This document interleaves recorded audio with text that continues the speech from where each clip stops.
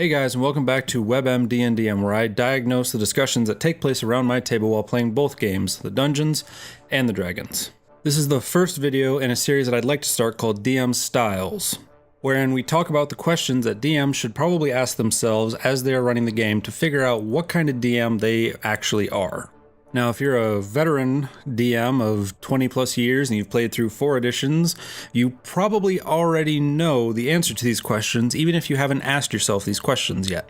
These are the kind of questions that you realize the answers to as you're playing, as you're being a dungeon master, but you can just as easily figure them out beforehand by thinking about these kinds of questions and what they mean for you as a Dungeon Master, what you expect from your players, and what kind of campaign setting and or campaign in general you're running. And for the players out there, this can also be useful for you to figure out what kind of DM you want at the head of your table. If you as a player aren't interested in the same things as your Dungeon Master, you will not have as good an experience if you are in sync with your Dungeon Master at the same time. To bring in the medium-sized elephant into the room, Matt Colville mentions in his catastrophic failure video, one of the earlier videos he made, that he failed to communicate to his players what kind of DM he actually was, and it caused the misalignment between him and his players that led to the catastrophic failure. However, he didn't go into the details of what kinds of questions a Dungeon Master should be asking themselves and what kind of questions a player should be asking their Dungeon Master. So this will hopefully be the first instances of that happening.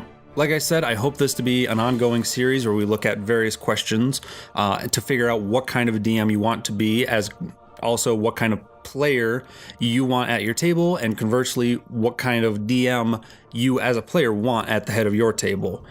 But the best place to start is at the beginning. So, the question we are looking at today is Sandbox versus Railroad. Now you can see why I mentioned Matt Colville at the beginning of this video, can't you? Now, Matt Colville has, in his series Running the Game on YouTube, he has gone into details on what a Sandbox versus a Railroad is, in which he used the allegory of Lord of the Rings and The Hobbit to enunciate 2 different D&D campaigns and how they could be so very different from each other, even though they were technically run by the same DM. And he has also done a video on how to be a Sandbox DM, what steps you need to take to create a sandbox for your players to run in. However, he didn't really answer the question, why do you do one or the other? And so that is what we're going to be looking at here today. Sandbox versus Railroad. Why you as a DM run it and why you as a player want it. Now, I can already feel the few of you who watch saying in the comments or to yourselves that you don't want a Railroad campaign. Who does? That's the worst thing to want, right? And yeah, in fair point, yes, nobody really wants a Railroad campaign.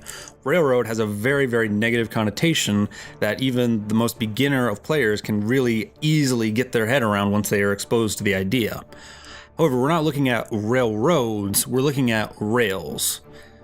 More specifically, we're looking at a set story-based campaign, which is very heavily based on this is the bad guy. He has maybe a few lieutenants to give you the choices, doing evil things out in the world, and you have to deal with this person. Versus the Railroad,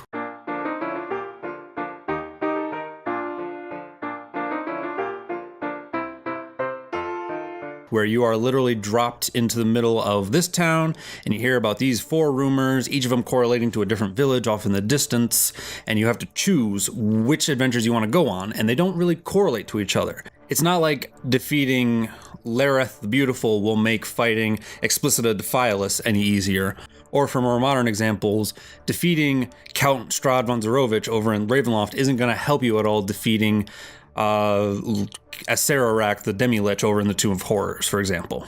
So, just a real quick recap. Sandbox is where you have unlimited choice, essentially. You hear these rumors that this town is suffering from this problem, and this town is suffering from this problem, and this town is suffering from this problem. The clock is always ticking, and you can't deal with all of these problems at once. You can't be everywhere at once, people. Versus a railroad, which is more linear, is more based in what you are doing to deal with it. A lot of the Wizards of the Coast published modules have a lot of choice built into them, but they are also based around this sort of Rails campaigns. For example, defeating Count Strahd Runzarovich is the entire point of Curse of Strahd. You find the artifacts and you defeat him. That is pretty much the whole campaign when you get right down to it. Now, it is endlessly replayable and one of my favorite campaigns out there, but that is pretty much it. You find the artifacts, defeat the bad guy, done. Or for another example, jumping over into, for example, Storm King's Thunder, it is about defeating one or more of the giants of the Ordning and maintaining or upsetting the status quo as you choose. It is somewhat linear. In fact, let me just throw this up here. It's the flowchart from the very beginnings of the campaign that says, go through these steps and this is your conclusion down here. So you can already kind of see, just based on my descriptions really quickly of each one, what the main driving force is behind each of those. If you run a sandbox world, then you are focused on player choice.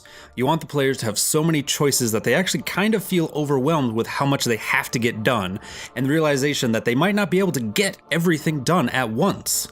The fact that everything is happening, everything is proceeding, this verisimilitude, this world is ticking on without them. They have to enforce themselves upon this world, or the world is going to move on past them into a much darker place if they don't do something about it. Versus the more traditional, I think the more universally utilized style campaign, which is the heroes are the heroes and the story is the story. They are going to proceed along the path, and at the very end of the story, they will defeat the biggest of bads and they will save the world, and then they will retire and go back to their peaceful shires where they can relax and enjoy the fruits of their labors. Matt Colville, utilizing the Lord of the Rings in his railroad example, was a little bit more true to life than we might have realized. Lord of the Rings is a pretty linear campaign. You start in one town and your mission is to get over to the next area. When you get to that area and you perform these tasks to complete this ritual and your heroes do these things to make sure that the other heroes can do that thing, then they win. So a Rails campaign is designed more around being able to realize a story. I think a Rails campaign is a lot more utilized from a more beginner's DM standpoint because you might have a hard time improvising on the spot. So you throw down these rails in front of you like, okay, in this town, there's going to be this problem. And when they deal with this problem, they will figure out the pieces to this problem. Now, bad DMs might be so focused on putting the rails in front of them that the players can't get off the ride. But DMs who have a fairly good idea of what they're doing, even as they're beginning and throwing those rails in front of the tracks, they'll see that the players aren't interested in finding out what's happening in the other town. They're interested more in solving that guy's problems, and they'll head over in that direction. And when they get to that guy's problems, they'll put the rails in front of that guy's house. And then they'll get to the house, they'll fix the problems, and then they'll find the next track, which is leading over to a different house, and then over to a different house. And then suddenly they're right back on track again. But you put the rails down because it gives you a structure. It gives you something to build off of as you go forward. It's very easy to understand. I have this point, I need to get to this point. How do I do that? I connect them. If the players willingly go along with the tracks, great, then you've solved the problems already. You don't even have any problems. But if your players are honest to goodness players, they will probably take you off the rails and will send you over towards that guy's house. Or they'll send you over to that castle that you forgot to mention in the intro. Or they'll send you over down into the mine over on the left. And it's up to you to be able to put the rails back around and curve it around and make it look like it was a cohesive story the whole time. That's the job as a DM. Doing Sandbox is when you kind of start to get those pieces in place already and you don't need the rails in front of you as much. You'll be able to put down 5 tracks in the beginning, the players will pick a track, and then you'll be able to throw down the track in front of them at the same time that you're also laying down the shadows of the tracks on the other 4. Then as the players realize that, oh, these tracks are getting worse, we need to hop over and deal with those tracks, you can throw down the shadow in front of that one. And suddenly, the world is ticking on without them. And that's the kind of the idea of a Sandbox campaign, and it is amazing. I would love to be able to try it, but right now I'm still trying to wrap up my campaigns that I'm dealing with now. As you can watch in my campaign diaries, the Eastern Evils, the Northern Defender, and the soon-to-be-released, swear to God, Western Warriors campaign. All of them detailing the adventures of 3 groups of heroes, all stuck in one tiny little peninsula. So to reiterate the point that I was trying to make in this video, it might have gotten lost in my DM ranting, which is why this is going to be listed under DM rants. Clever titling, I know, I'm amazing. The Sandbox game is for a DM, both who has the ability to pull it off and is much more interested in the player's choice. He wants them to be able to feel like they can go in any of these directions without him having to try and figure out how they all connect back to each other. So player's choice is pretty much the driving force behind the Sandbox game, whereas a more Railsy style game is designed with the idea more that you are putting the tracks down in front of the players, and as the players follow that track, they might decide to hop off those rails, but you have enough purview and skill to be able to guide them back onto the rails once they've wrapped up chasing down Dick Tower. Thank you, Amanda, for that imagery. And continue along the story that you've had planned the entire time. Really quickly, I just wanted to mention that Matt Colville uses a little bit of the best of both worlds. He uses a sandbox on rails. His idea is to introduce the idea of choice, this overwhelming force of choice bearing down on his players.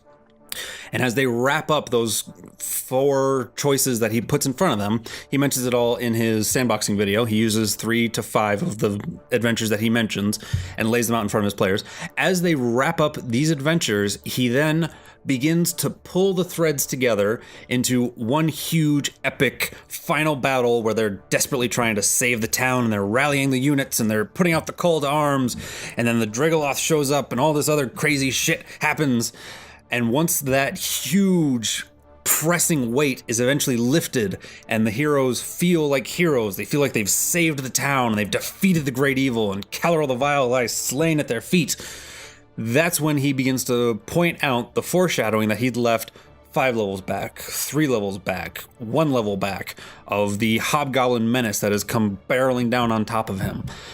Which is, I believe, how he introduces Red Hand of Doom, or if he doesn't want to put in the huge level of DM force that it takes to create his own sandbox, he'll run Night Below, which is pretty much that style campaign, but designed and packaged in a 2nd edition skin, which he can then take and he can modify, and he can tear out the boring orc banditry and throw in Duragar Fortress from Gates of Firestorm Peaks. All of this you can find on his channel, which I'm sure you're watching if you're watching my channel. And he basically takes the best of both worlds and puts them together in the sense that he has the linear styles of each of his... he has the linear effect of a Rails campaign built into the sandbox choices. So he doesn't even have to think about what's going to happen if the heroes don't intervene. The adventure lays it out for him and is actually a really interesting way to run a game.